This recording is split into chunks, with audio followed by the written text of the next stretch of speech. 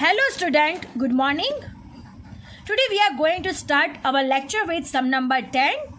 I am reading a question, you have to listen it carefully.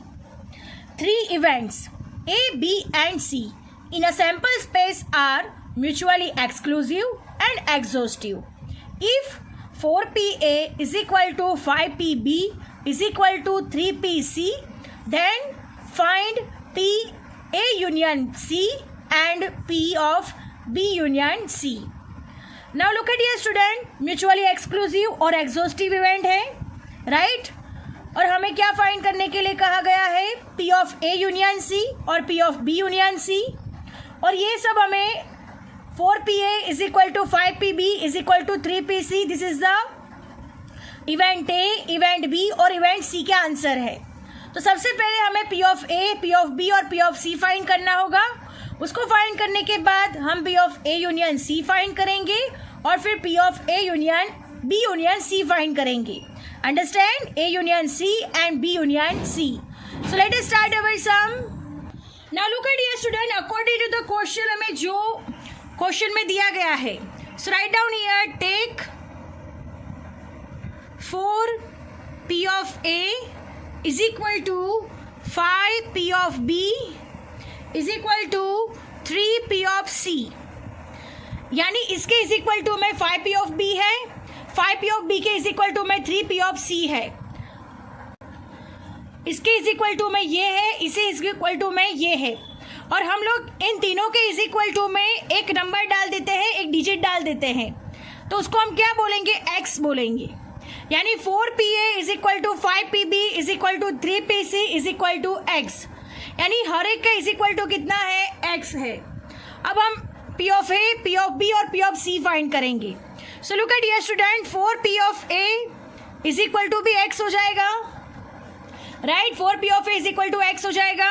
So P of A find करना हो तो X by 4 हो जाएगा. Understand? Same way यहाँ पे भी वैसे ही करेंगे. 5P of B is equal to भी हम X अज्यूम करेंगे. So P of B is equal to 5/X by 5 हो जाएगा. अंडरस्टैंड? 5 मल्टीप्लीकेशन में है, डाउन साइड जाएगा तो X बाई 5 हो जाएगा. In the same way in 3P of C is equal to also X. So P of C is equal to X by 3. तो हमने तीन का वैल्यू फाइंड कर ली है. So P of A is equal to X by 4, P of B is equal to X by 5 और P of C is equal to हो गया हमारे पास X बाई 3. अंडरस्टैंड? अब हमें क्वेश्चन में क्या कहा गया है? सो look at here student, now A, B and C, A, B and C are mutually exclusive and exhaustive event.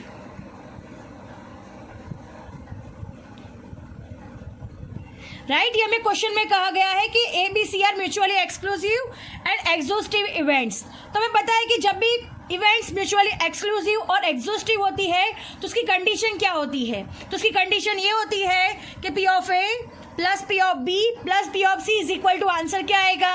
1 आएगा. अंडरस्टैंड? जब हमने एडिशन का रूल सीखा था तब हमें ये सीखा था. सो हमारा फॉर्मूला यहाँ पे हो जाएगा P of A union B union C is equal to P of A plus P of B plus P of C is equal to 1. Understand? अब P of A, P of B और P of C हमने find कर लिया है. X by 4, X by 5, X by 3. अब यहाँ पे हम लग देंगे X by 4 plus X by 5 plus X by 3 is equal to 1. अब हम इसका एलसीएम लेंगे तो 4, 5 और 3 का एलसीएम कितना होगा? तो यहाँ पे निकाल लेते हैं. 4, 5, 3. 2 2 ज़ा 4, 5, 3. 2 1 ज़ा 2, 5, 3. 5 1 ज़ा 5, 3. 3 1 ज़ा 3. अब हमारा आंसर कितना आएगा? 2 2 ज़ा 4, 4 5 ज़ा 20, 23 ज़ा 60. तो हमारा एलसीएम कितना निकला? 60 हो गया हमारा एलसीएम. अब हर एक के डाउन साइड में कितना लाना है हमें? 60. अंडरस्टैंड, तभी हमारे डिनोमिनेटर क्या हो जाएंगे, सेम हो जाएंगे। सो हमें यहाँ पे x/4 है, अगर 60 लाना है तो कितने टाइम्स मल्टीप्लिकेशन करना होगा, 15 टाइम्स। सो ऊपर भी साइड 15 टाइम्स मल्टीप्लिकेशन होगा, अंडरस्टैंड। देन नेक्स्ट 5 को कितने टाइम मल्टीप्लिकेशन करना होगा, 12 टाइम्स, तो ऊपर भी हम लोग कितने टाइम्स करेंगे, 12 टाइम्स। देन नेक्स्ट x/3, 3 को कितने टाइम मल्टीप्लिकेशन करेंगे, 20 टाइम्स। सो 20 3 ज़ा 60, अंडरस्टैंड, इज इक्वल टू 1। इस तरह से मेरे सारे डिनोमिनेटर सेम हो जाएंगे। So our answer 15x divide by 60 plus 12x divide by 60 plus 20x divide by 60 is equal to 1। अब हम इन सबका प्लस कर सकते हैं, 15x plus 12x plus 20x divide by 60 is equal to 1। अब इन तीनों का प्लस हो जाएगा, 15 प्लस 12 प्लस 20, यानी आंसर आएगा 47x divide by 60 is equal to 1। Understand. अब हमें x का वैल्यू फाइंड करना है, यहाँ पे हमें x का वैल्यू फाइंड करना है, तो कैसे फाइंड करेंगे। So look at here student, x का वैल्यू फाइंड करना है, 60 डाउन साइड है, अपर साइड जाएगा तो मल्टीप्लिकेशन में ऊपर, और ये 47 मल्टीप्लिकेशन में है तो ये डाउन साइड जाएगा तो 47। तो x का वैल्यू हमारे पास कितना हो गया, 60/47। अंडरस्टैंड। अब हमें x का वैल्यू 60/47 मिल गया है। अब हम 60/47 को a, b और c में रख देंगे ताकि हमें a, b और c की ओरिजिनल वैल्यू मिल जाएगी। Understand. x is equal to, हमने वैल्यू फाइंड किया हुआ है 60/47। अब हम p ऑफ a फाइंड करेंगे। p of a is equal to x/4 था हमारा वैल्यू।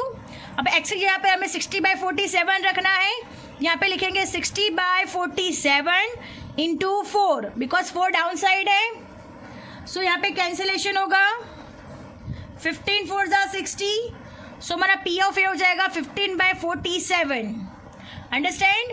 अब नेक्स्ट भी वैसे ही फाइंड करना है, p of b is equal to, हमारे पास था x/5, x की वैल्यू है 60/47 इंटू 5, सो कैंसिलेशन होगा, 12 5 ज़ा 60, यानी 12/47। अब नेक्स्ट p ऑफ c भी हम इसी तरह से फाइंड करेंगे। p of c is equal to है हमारे पास x/3, सो 60/47 इंटू 3, सो 20, सो 20/47। सो हमें इंडिविजुअली सबका मिल चुका है, p of a, p of b और p ऑफ c तीनों का वैल्यू है वो जो मिल चुका है। अब हमारा next condition according to the question, now look at here student, अब हमें p of a union c find करना है, राइट। तो p of a union c का फॉर्मूला यहाँ पे क्या हो जाएगा, p of a plus p of c। Understand. तो p ऑफ a हमने कितना फाइंड किया हुआ है, 15/47, और p ऑफ c हमें मिला हुआ है 20/47। सो हमारा आंसर होगा 35/47। अंडरस्टैंड। तो p of a union c is equal to, answer होगा 35/47। अंडरस्टैंड। अब नेक्स्ट हमें क्या फाइंड करना है, p of b union c। So यहाँ पे लिख देते हैं p of b union c is equal to p of b plus p of c। p of b है हमारे पास 12/47, राइट, और p ऑफ c है हमारे पास 20/47। तो हमारा आंसर आएगा 32/47। सो ये हमारा किसका आंसर हो गया, p of b union c। So our sum is over here. I hope you understand it very well. Now moving to the next sum. Sum number 11. Find P of A union B union C using the following information about 3 events A, B and C in a sample space. P of A is equal to 0.65. P of B is equal to 0.45. P of C is equal to 0.25. P of A intersect B is equal to 0.25. P of A intersect C is equal to 0.15. P of B intersect C is equal to 0.2. And last one, P of A intersect B intersect C is equal to 0.05. So what we have to find, P of A union B union C. तो जब हमने addition का law सीखा था तब हमारे पास इसका formula available था कि जब भी 3 इवेंट्स दी गई हो और A union B union C find करना हो तब हमें कौन सा फॉर्मूला यूज़ करना है। तो हम लोग वो फॉर्मूला देखेंगे और फिर फॉर्मूला के देखने के बाद हम सम स्टार्ट करेंगे। Now look at here student, हमने क्वेश्चन के मुताबिक जो भी दिया गया है वो पहले लिख देते हैं। Here P of A is equal to 0.65, P of B is equal to हमें दिया गया है 0.45, P of C is equal to 0.25, then P of A intersect B is equal to 0.25, then P of A intersect C is equal to दिया गया है 0.15, then P of B intersect C is equal to 0.2, then P of A intersect B intersect C is equal to 0.05. So what we have to find? P of A union B union C is equal to question mark. Understand? ये हमें क्या करना है? Find करना है. So look at here student, which formula is used in this sum. So write down the formula. P of A union B union C is equal to formula है हमारे पास P of A plus P of B plus P of C minus P of A intersect B minus P of A intersect C minus P of B intersect C plus P of A intersect B intersect C. So this is the formula. Now P of A 0.65, P of B 0.45 plus P of C 0.25 minus P of A intersect B 0.25 minus A intersect C यानी 0.15, right? Then B intersect C 0.2 minus 0.2 and last one है plus 0.05. A intersect B intersect C उसका क्या है value? Plus 0.05.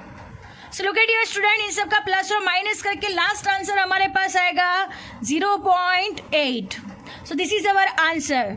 P of A union B union C is equal to answer आएगा 0.8. Understand? Our sum is over here. Now moving to the next some.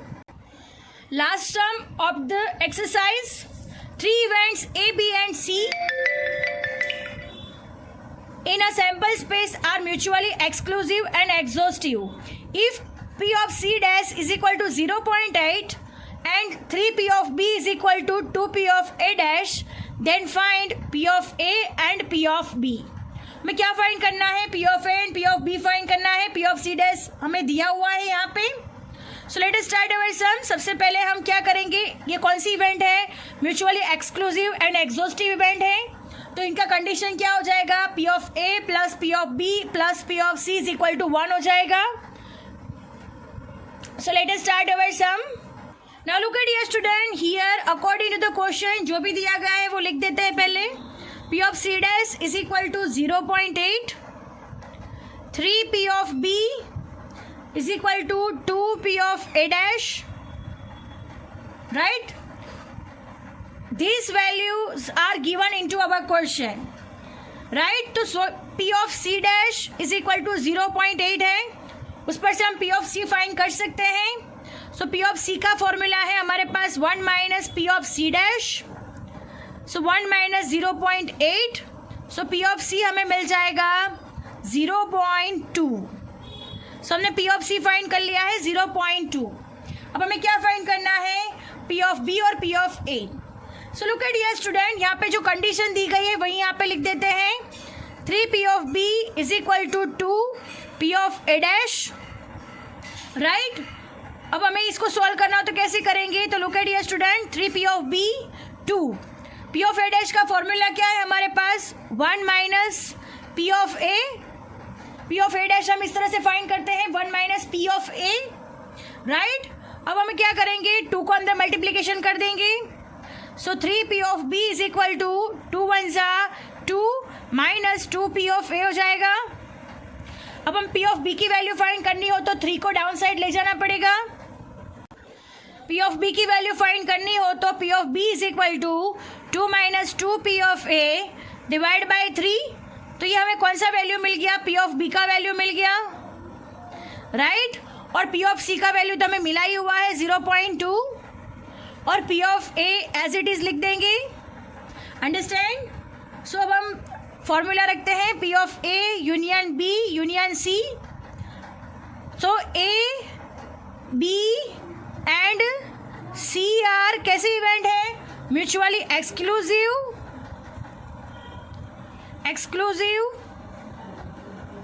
And exhaustive.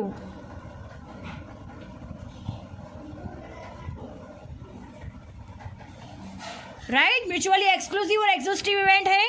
तो हमारा क्या हो जाएगा? p of a union b union c is equal to p of a plus p of b plus p of c is equal to 1. So p of a plus p of b plus p of c is equal to 1 हो जाएगा. अब हमें क्या करना है? Dear student, this is the condition for mutually exclusive and exhaustive event. अब हम p of a का वैल्यू रख देंगे. तो p ऑफ a का as it is p of a रहेगा. p ऑफ b का वैल्यू हमने फाइंड किया था 2 minus 2p of a divide by 3, और p ऑफ c का हमने वैल्यू फाइंड किया था 0.2 इज इक्वल टू 1. अब हम इसको कैसे सॉल्व करेंगे? तो 0.2 प्लस में है, इज इक्वल टू के उस साइड जाएगा तो माइनस हो जाएगा. So p of a plus 2 minus 2p of a divide by 3 is equal to 1 minus 0.2. अब हम क्या करेंगे? यहाँ पे डिनोमिनेटर में कुछ नहीं है, दोनों को अगर सेम करना है तो हमें एलसीएम लेना पड़ेगा. तो यहाँ पे 1 मल्टीप्लाई बाई 3 और ऊपर भी 3 से मल्टीप्लीकेशन होगा. तो हमारा आंसर आएगा 3p of a plus 2 minus 2p of a divide by 3, और 1 में से 0.2 जाएगा तो 0.8. अब हम इसे सॉल्व करेंगे. 3p of a minus 2p of a, तो आंसर आएगा p of a plus 2 divide by 3 is equal to 0.8. So अब 3 डिवीजन में है, अपर साइड जाएगा तो मल्टीप्लीकेशन हो जाएगा.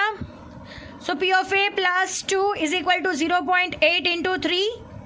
So p of a plus 2 0.8 into 3 यानी 2.4. प्लस में 2 है, उस साइड जाएगा तो माइनस हो जाएगा. So p of a is equal to 2.4 minus 2. So p of a हमें मिल जाएगा 0.4. अंडरस्टैंड? 0.4 हमें p ऑफ a मिल जा रहा है. अब नेक्स्ट क्या फाइंड करना है? p of b. p of c तो हमने ऑलरेडी फाइंड किया हुआ है. p ऑफ c हमारा कितना था? तो 0.2 जो हमने ऑलरेडी फाइंड करके रखा हुआ है. और हमारा एक ही स्टेप रह जाता है p ऑफ b फाइंड करना. तो कैसे फाइंड करेंगे? तो p ऑफ b का हमने आगे बनाया था, ये बनाया था ना 2 minus 2p of a divide by 3. जो हमने 2 minus 2p of a by 3 ये हमने स्टेप आगे से किया हुआ है. ये p ऑफ b का वैल्यू है, तो हम p ऑफ b का वैल्यू वहाँ पे रख के p ऑफ b का वैल्यू फाइंड करेंगे. So p of b is equal to हमारा 2 minus 2p of a divide by 3. So 2 minus p of a हमने फाइंड किया हुआ है 0.4. So write down here 0.4 divided by 3. So 2 minus 2 multiplied by 0.4 it means 0.8 divided by 3. 2 में से 0.8 minus होगा तो answer आएगा 1.2 डिवाइड बाय 3. अब इसे हम डिवीजन करेंगे तो आंसर आएगा 0.4. So p of b is equal to हमारा आंसर आएगा 0.4. Understand? Our sum is over here. I hope you understand it very well, and lecture is also over here. Thank you, students.